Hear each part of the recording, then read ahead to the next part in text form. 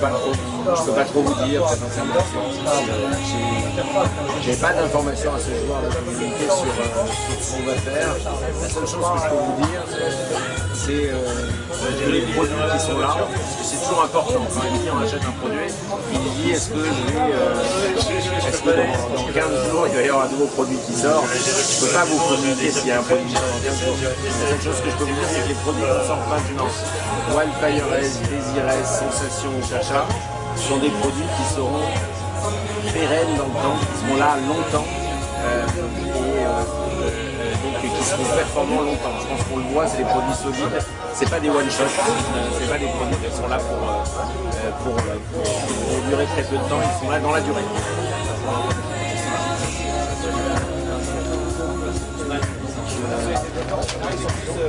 On vient de voir donc, la sortie donc, du C500 Sensation et de l'Evo 3D donc, qui arrive. Doit-on aussi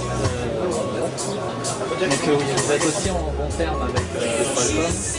Donc est-ce que vous aurez un bon partenariat et est-ce qu'il y aurait une chance que vous sortiez un HTC donc, sous un des premiers Qualcomm on a un partenariat très privilégié avec Qualcomm. Encore une fois, HTC c'est une société de partenariat. On n'est pas le plus gros constructeur de mobiles. Je ne vais pas vous dire le contraire. Mais la raison pour laquelle on a beaucoup de succès, c'est justement parce qu'on a des partenariats très forts avec nos partenaires. On a un partenariat très fort avec Qualcomm. Je ne peux rien vous dire sur le 4 cœurs. Aujourd'hui, enfin bon, en tout cas, on travaille énormément. Donc s'il y a des nouveautés chez Qualcomm, je pense effectivement nos ingénieurs sont au courant, travaillent dessus et les rendront disponibles le plus rapidement possible. Très sincèrement, moi-même, je n'ai pas d'informations sur ça. Par rapport aux tablettes, donc concernant les tablettes, donc, le marché est déjà très riche. Donc comment HTC va se différencier donc, par rapport aux autres marques? Donc, on a déjà vu avec la Flyer, avec le stylet. Est-ce que vous avez d'autres idées pour vous démarquer? Moi, je pense que le marché de la tablette démarre à peine, très sincèrement. Je ne suis pas sûr que l'offre soit si riche que ça. Enfin, l'offre est là de tablettes, mais je pense que maintenant laisser le temps aux gens qui sont là ce soir de savoir où est-ce qu'ils ont envie d'utiliser leur tablette dans leur vie de tous les jours. La tablette, ça ne remplace rien. Ça ne remplace pas le PC, ça ne remplace pas l'ordinateur de bureau, ça ne remplace pas le smartphone. C'est un équipement supplémentaire et comme tout équipement supplémentaire, il faut un peu de temps pour savoir où est-ce que vous allez l'utiliser. Dans votre lit, sur votre canapé, le donner à vos enfants, pour des agences de com, dans quel usage professionnel, etc. Et je pense que c'est assez peu clair encore dans la tête des gens. Donc tant que c'est pas clair dans la tête des gens, je pense que le marché n'est pas encore totalement mûr. Donc aujourd'hui on a une tablette et qui a une vraie différence, avec notamment le stylet et l'interface 16. Je pense que pour le moment c'est une proposition solide. Après la multiplication des propositions sur les tablettes, c'est toujours possible. Mais encore une fois, il faut être sûr d'abord que les forfaits sont là. Parce que c'est quand même. Les tablettes, c'est pas forcément quelque chose de cher, mais après, effectivement, à la fin du mois, si vous payez des forfaits, ça s'accumule, les forfaits sont chers. Je pense que les opérateurs travaillent ont déjà des bonnes réponses, et je pense que ça s'améliore encore. Donc plus les forfaits sont accessibles, plus les gens sauront exactement où est-ce qu'ils vont utiliser les tablettes, plus le marché se développera. Je pense qu'on en est vraiment au tout début de la tablette. Je pense que le marché va vraiment décoller, que le marché décolle maintenant, mais je ne pense pas que ce soit nécessaire d'avoir des dizaines et des dizaines de tablettes dans notre portefeuille, tant que les gens ne savent pas vraiment quand est-ce qu'il faut l'utiliser et comment est-ce qu'il faut l'utiliser. Donc les tablettes, la Flyer c'est un 7 pouces, les tablettes 10 pouces, selon nous, il y a plus de marché dessus. Est-ce que vous pensez que vous allez faire une tablette 10 pouces qui est un peu la Puccini j'ai pas d'informations à vous donner sur la Puccini, mais que très sincèrement j'ai vu sur internet, enfin j'ai vu cette information sur internet, j'étais pas au courant. Mais la seule chose que je peux dire, c'est que il y a effectivement eu des 10 pouces et des 7 pouces. Nous, on a choisi, quand on sort un produit, on veut apporter un pouce. Si c'est pour faire la même chose que les autres, pour ne mentionner personne, on préfère pas y aller. Donc en l'occurrence, effectivement, des gens ont sorti les 10 pouces. Nous, on a pensé qu'effectivement, au même moment, il fallait apporter une alternative au vin. Si vous voulez une 10 pouces aujourd'hui, vous n'êtes pas chez HTC. Si vous voulez une alternative, notamment une tablette qui soit plus mobile, que vous pouvez tenir à une main, une tablette qui a un stylet effectivement pas un stylet comme les deux stylets de l'époque, mais un stylet vraiment alternatif. Là, vous avez l'alternative chez HTC. Je pense qu'on aurait sorti une tablette 10 pouces il y a 3-4 mois en arrière. Ça n'aurait rien apporté au marché. Je suis pas sûr qu'on aurait que les clients auraient apprécié. Là, notre flyer effectivement décolle. Et les gens qui l'achètent savent pourquoi ils l'achètent. Super. Donc il y a Windows 8 qui a été présenté la précédente par Microsoft, qui sera aussi compatible pour les tablettes. Est-ce que vous pensez que je démarque vraiment les autres? Est-ce que vous pensez qu'il sera possible pour HTC de faire une tablette avec Windows? Je pense qu'il faut laisser à Microsoft le loisir de commenter sa stratégie sur les tablettes.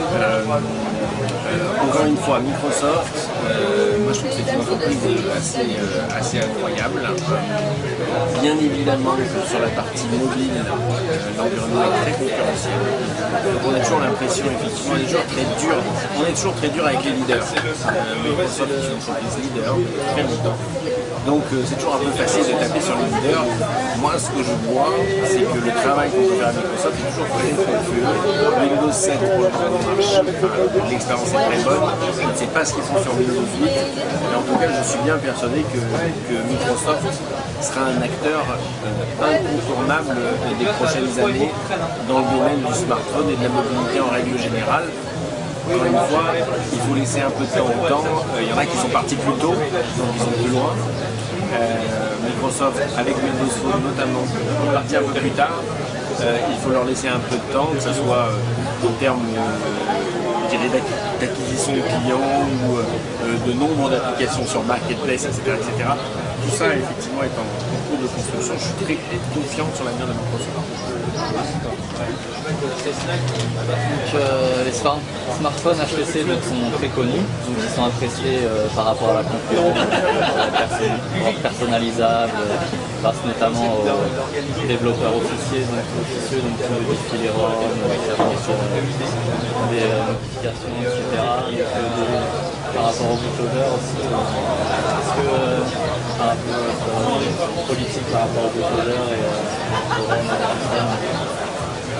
je pense que c'est la richesse d'une marque d'avoir de toutes les façons des gens qui s'intéressent à eux, quels qu'ils soient. Donc je ne vais pas commencer à porter un jugement sur ce que font les gens.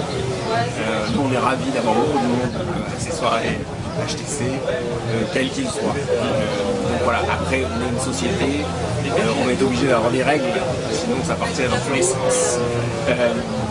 Mais encore une fois, tous les gens qui aiment HTC sont bienvenus dans ce genre de soirée, etc.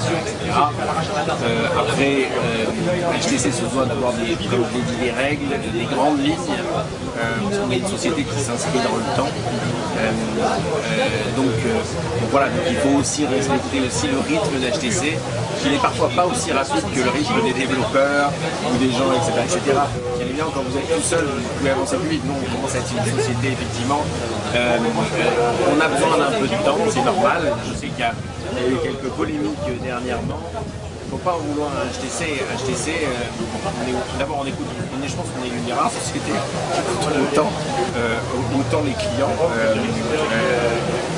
Donc voilà, donc c'est l'envers de la médaille. Encore une fois, voilà, je ne vais pas valider certaines choses qui ne sont pas permises. Néanmoins, je remercie tous les gens qui achètent des produits HTC, quels qu'ils soient. Est-ce que vous avez des informations par rapport à la mise à jour du désir qui paraît qu'il n'y aura peut-être pas le Sense je pense qu'on a communiqué assez clairement sur les versions d'Android, donc il y a eu un peu de buzz et de friture sur la ligne et de communication probablement.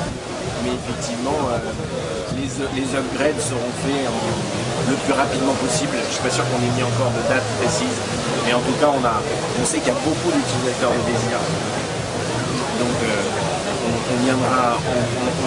on va essayer d'accélérer le rythme. Encore une fois, ce qu'il faut comprendre, c'est que faire de nouvelles versions, upgrader des versions, ça prend beaucoup de temps. Donc il y a des fois où on se pose la question, on lance un nouveau produit, on lance de nouvelles références comme beaucoup de gens le veulent, on upgrade, c'est difficile de tout faire en même temps. Donc souvent on est obligé de faire des priorités, parfois les clients nous disent non, la priorité c'est d'upgrader le Désir. On dit bon bah très bien, upgradons le Désir, mais c'est vrai que c'est difficile effectivement, parce que tout ça c'est des ingénieurs derrière, donc faut savoir où est-ce que vous mettez les ingénieurs sur ça, sur ça.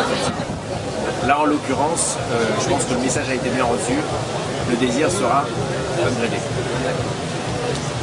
Donc, avec votre notoriété grandissante, donc beaucoup de sites se créent, de blogs, de sites, de forums autour d'HTC. Donc, quel est votre sentiment par rapport à ces sites et en tirez-vous une certaine fierté? Ouais, on est ravis parce que encore une fois, on est une petite marque. On a des valeurs très claires, que ce soit l'innovation, la qualité, etc., etc. On est ravis d'avoir énormément de gens dans ce genre de soirée, ce qui montre qu'il y a un écosystème très important. On est ravis aussi d'être partout en France. On n'a pas envie d'être une marque parisienne, c'est pas du tout notre objectif. On n'a pas non plus envie d'être une marque que pour certains quartiers, etc., etc. On est une marque pour le plus grand nombre. On a en ce moment un partenariat avec Soprano, qui est d'ailleurs un artiste marseillais, exactement, donc qui représente parfaitement effectivement les gens aussi qu'on souhaite adresser avec le Chacha, mais avec n'importe quel autre produit. Donc non, bien sûr qu'on en tire une certaine fierté. Et ce qu'il faut savoir, il faut prendre un peu de hauteur et rappelons-nous en arrière, 6-7 ans en arrière, où on disait HTC c'est que pour les geeks, c'est que pour les pros, etc., etc. Maintenant HTC c'est ouvert vraiment au grand public et c'est ouvert à toutes les villes de France. C'est vrai qu'il y a une grande gamme de produits. Exactement. Par rapport à votre partenariat avec Soprano, est-ce que vous pensez que vous prenez une ligne spécifique développée avec eux?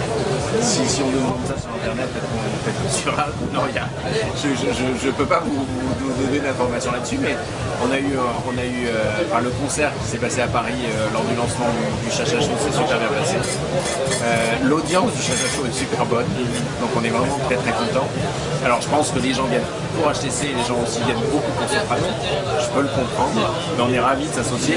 Et à Ariane, il ne faut pas oublier Ariane Robier, qui est aussi une super animatrice, qui parle aussi à la cible qu'on souhaite adresser. Donc c'est un bon point. Peut-être, il faut demander à Soprano. Ça dépendra aussi de ce que ça demandera de ce que demandent les clients. Et si de me poser la question à Soprano, on verra ça. Donc est-ce que vous suivez régulièrement les sites, les forums qui sont alors je vais pas vous dire je suis énormément parce que sinon vous allez forcément me poser une colle. Je suis autant que possible. Je suis beaucoup sur le net en règle générale. Après j'ai pas le temps de suivre au quotidien tout ce qui s'y passe. Quand il y a un feu qui est déclaré, généralement je suis au courant.